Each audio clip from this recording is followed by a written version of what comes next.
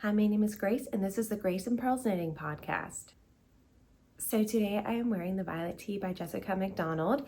It starts by you knitting a back panel and then picking up for the front, kind of like a drop shoulder. And then eventually you join in the round, and it has a lot of stockinette until you get to the bottom where there's this lovely lace detail before ribbing at the end. I remember with this pattern, the way she described how long to make the armhole depth was a bit confusing for me. And I remember, I think I emailed her and I didn't hear anything back. And no one else in the patterns projects that I could find mentioned having this length issue. I think I was wondering, do I measure from the outer sleeve or the inner portion for the yoke depth? And because the back panel was more of a trapezoid picture, then it was going to be off by an inch or so. And I think I just kind of guesstimated and figured it out based off of what I wanted my armhole depth to be. But that was the only confusing part in the pattern that I remember. This is knitted up in Purl Soho's linen quill. This is the colorway Magnolia Blossom. It's this lovely bright pink, like almost, I would say a touch more purple than a Barbie pink. And it's great for the summertime. It's light. It was a little bit scratchy the first few wears that I wore it, but because of the linen, it softened up over time. And I don't even know, I think I've washed it maybe once. You know, I blocked it, and then I think I've washed it one more time after that. And I think just by wearing it, the linen has really softened up. So my only finished object for this week is my Affric Test knit by Clow of the Cray Bay podcast. It is this lovely, that you can't see, this lovely raglan style sweater. I think it's only supposed to have 2 to 4 inches of positive ease. I knitted up using Istex Lettlpoi. This main colorway is Milky Way, and which does kind of look like the Milky Way galaxy, which is fun. And then Milky Way galaxy in the sense of, you know, what I imagine the Milky Way would look like if it wasn't just like black for space. I don't know. I think it would be like the Northern Lights is what I think about when I think about this colorway, even though the Northern Lights are mainly like greenish, but beside the point. That was a little tangent. And then this blue colorway is Azul. Is it Azul? No, it is Ice Fjord, I'm pretty sure. The gray is ash, and then the pink is called pink.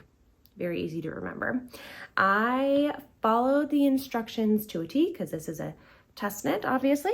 The only thing that I realized I did wrong was in this second motif here, I did the middle section wrong. I think I was supposed to carry the blue instead of the gray, but no one can really tell. I didn't even notice I was doing it wrong. I was kind of just going on autopilot until the second sleeve, and there was no way I was ripping out the entire sweater. So now that Ralph is out of the way, I can scooch on back. I ended up adding just a slight bit of length so that here's the top of my high-waisted shorts. And so I wanted it to go a little bit further so I could wear it with my non-high-waisted outfits. I ended up going down to needle sizes for the sleeves. And I did ribbing with a tubular bind off. I was really afraid that with the unspun nature of the Lettlpoi, it's 2 strands loosely spun together, that it was going to break during my Italian bind off, but it did not. So that held up. I ended up doing a folded collar here. There are shirt row shaping in the back, which is before the color work. So it's pretty easy to do. It's just like the start of a normal raglan before you get into the color work. So what's nice about this sweater is the raglan first, 1.5 to 2 inches is very similar to any other raglan with short rows, I guess. And you can exclude the short rows if you want, but it won't drop the collar, and I like it when the collar is dropped. And so you work the short rows while doing your raglan increases. So if you can do that, then you can do the raglan increases with the color work. And Rebecca has the color work charts with the raglan increases, which I personally like, so I don't have to think about, okay, how many rows has it been? Now do an raglan increase, and it's more of a compounded raglan anyway, so it gives you a better shape. Once you separate for the sleeves, then it's just body island from there.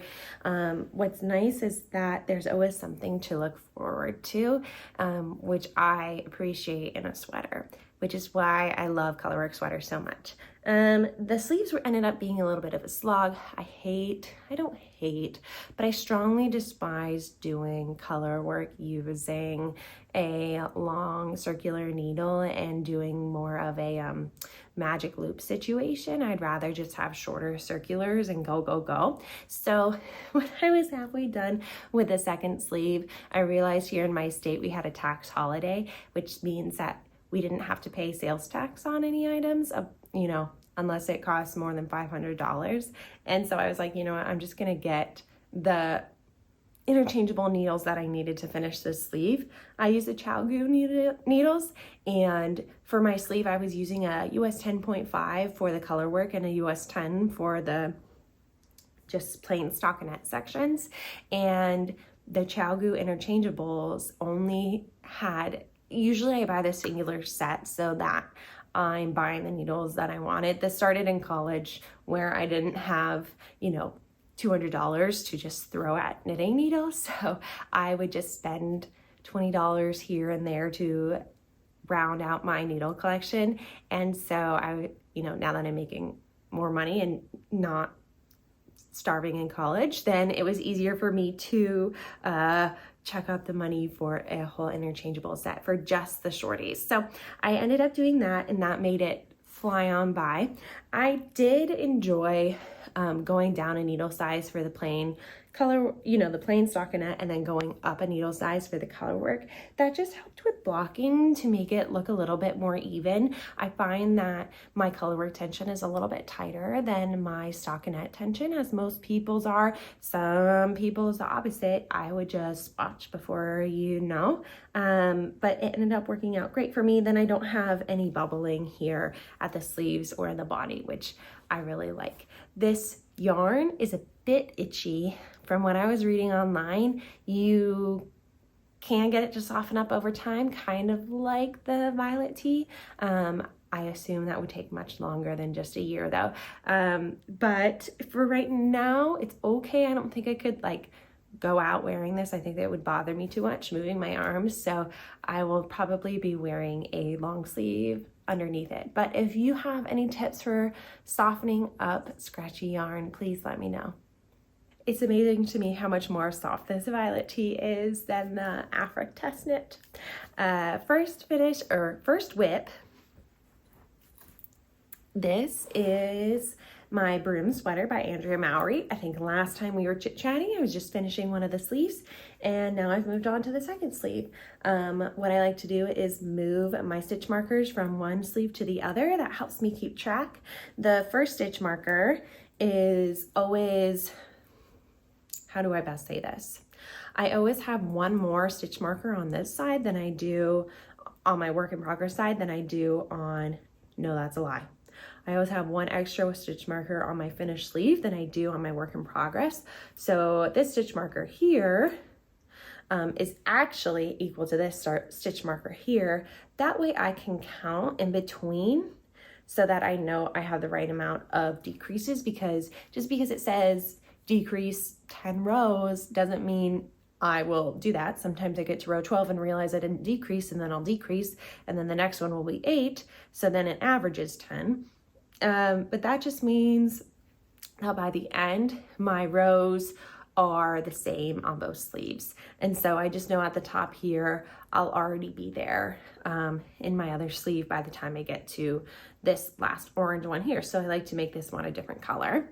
I ended up doing just a normal bind off. Was it normal? I think I did like my stretchy bind off that I talked about last time by Very Pink Knits, where you knit one, purl one, and then purl two together, and then you knit one, knit those 2 stitches through the back loop, if that makes sense. I'll link it below. And that helps create a stretchier bind off for the sleeves. I ended up doing a folded collar. I think I talked about this last time. It might be a bit too wide. I may have to add some fishing line, but that's a problem for a future Grace. So this is coming along nicely. I am working on I think it's only my 3rd plate, and I bought 4 plates of this Manchelopis, so it's really going to go far. Manchelopis is an unspun yarn. I am holding the 2 strands together to knit this sweater.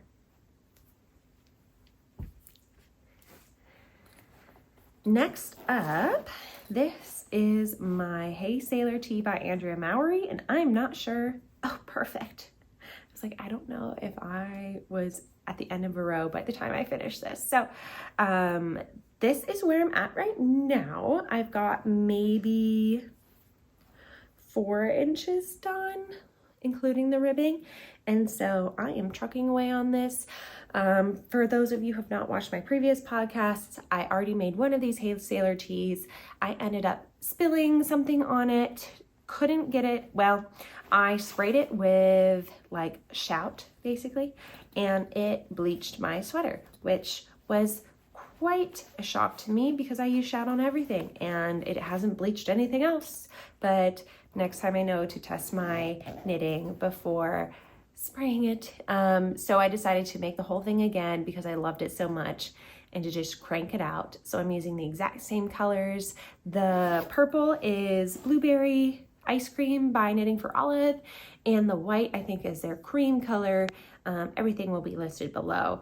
And I am making the exact same sweater as I did last time. So I have 2 project pages going for this. So my finished object is already up there, and I'm doing the same thing. But what's nice is I can adjust it. So I added a little bit more to this bottom ribbing here, and I'll probably add a few more rounds than I did last time so that it's a slightly longer.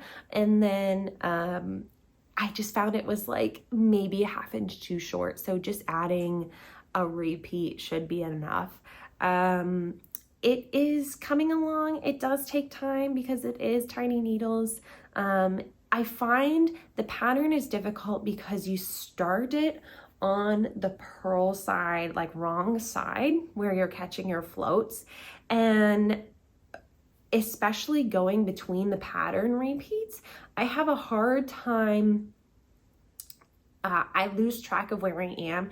And so sometimes by the end, I'm 1 stitch over.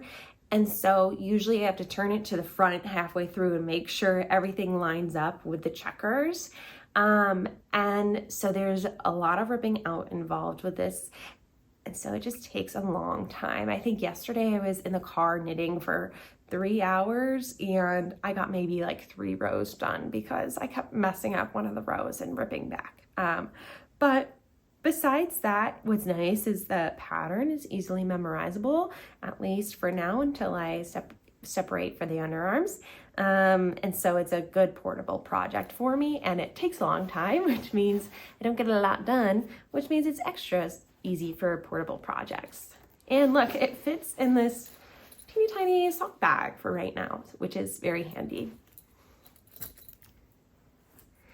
Next up, I have a new work in progress. I am knitting the Mayflower Jumper by Saski&co, also known as the Petite Knitter, but she recently changed her name on Ravelry. So this is a circular yoke colorwork sweater. I am using Sonder Yarn Co. Sunday Morning DK Ecru. She was having a sale last summer for this yarn, and so I got it on sale, which was great. I already knitted up one sweater using some of the yarn that I got. That was my Oslo sweater. So I didn't gauge swatch. I just went off the needle sizes for that sweater.